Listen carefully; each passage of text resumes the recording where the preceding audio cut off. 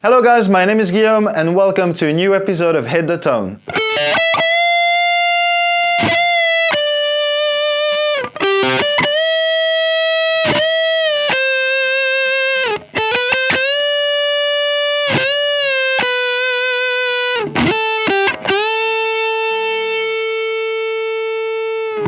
Hello guys, I hope you're doing fantastic today. Welcome to this new episode of Hit the Tone on Thomann's Guitars and Basses. If you're new around these parts, welcome. What I do here is take bits of songs, intro, riffs, licks, and try to give you all the tools you need to hit the tone. As ever, this is a recommendation-based format, so whatever song you'd like to see featured here, put it in the comment section down below and I'll get to you as soon as I possibly can. While you're down there, please consider liking this video, subscribing to the channel. Thank you very, very much in advance. And with this out of the way, let's start with today's song, which is Still Got the Blues by Gary Moore.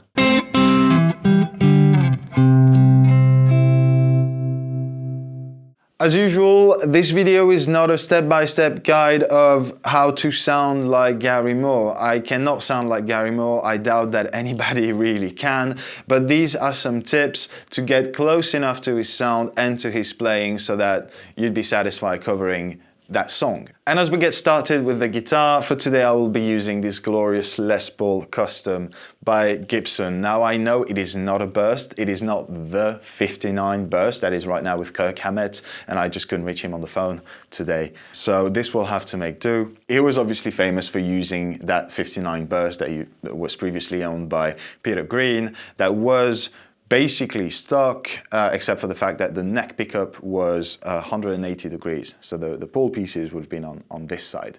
And also there's no pickguard, but I'm not going to dismantle this guitar just for the sake of that. We're just trying to get somewhere close to his sound. And I'll be using the neck pickup on that video, and this is our basic tone.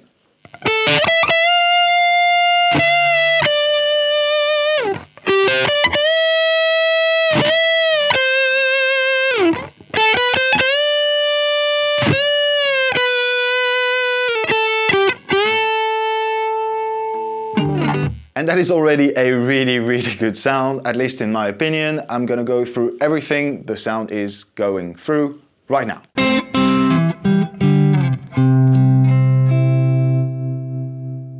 All right, so Gary Moore is untouchable in terms of guitar sound. It was coming from hard rock and a lot more gain than what he got popular for, which was basically Still Got the Blues, but it was still a fairly gainy sound. Now, as far as my research led me, at least what the internet says, this particular sound was reached live with a Marshall guv'nor pedal into a prototype JTM 45 amp set clean. Unfortunately, the Marshall guv'nor is a pedal that's been discontinued. There's a new variation that is not currently in stock, so I couldn't use that. But basically that circuit is a JCM 800, which is the combo that I'm using today. The controls will be on the screen.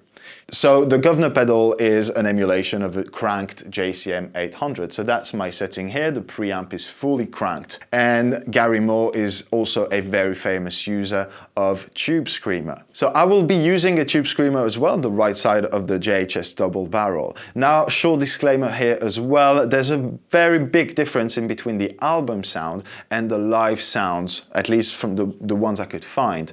And the live sounds tend to be a lot gainier than the studio version.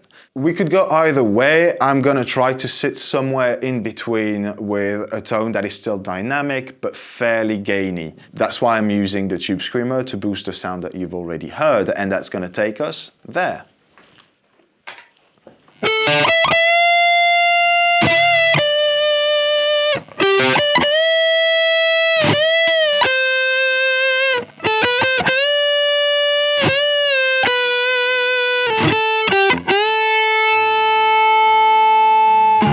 Again, probably a little closer to his live sound, but really that was all there was to it. Either a cranked amplifier boosted by a Tube Screamer. It did use a bunch of different Marshalls throughout the year, so it is possible, I'm not sure. Or a guv'nor pedal into a clean amp. Different ways of going about this, just the same result is a great sound. But with all that said, let's jump into the final part of that video, which is definitely the most important, and is how to play the song.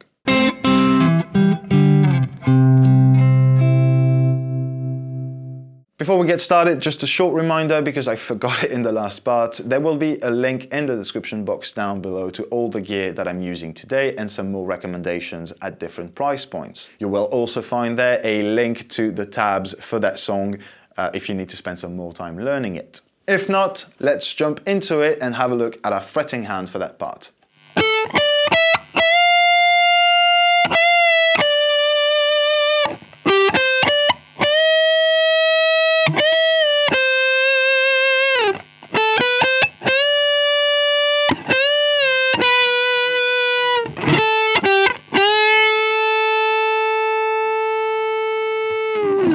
I am by no means as good, of course, and as confident in my vibrato to pretend that this is close to what Gary Moore does. And this is definitely, at least in my opinion, the hardest part about this, is there is a band, most bands actually, that are really accurate and at the same time using vibrato and putting all of that emotion into it,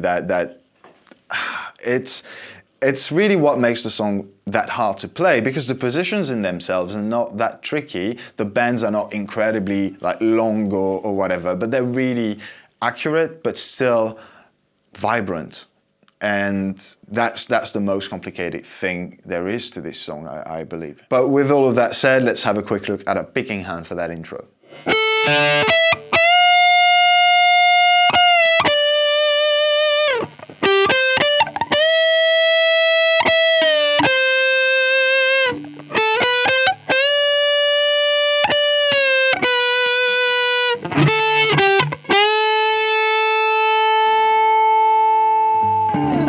Nothing complicated on this side. It really, most of it resides on this hand. So I'd suggest spending a lot of time just practicing the bends individually, from the half step to a full step. And then once you're confident that you're hitting the right note with the bend and that you're on pitch, try and add the vibrato to that. And that in itself is probably a few hours, a few days, or a few months of practice for sure.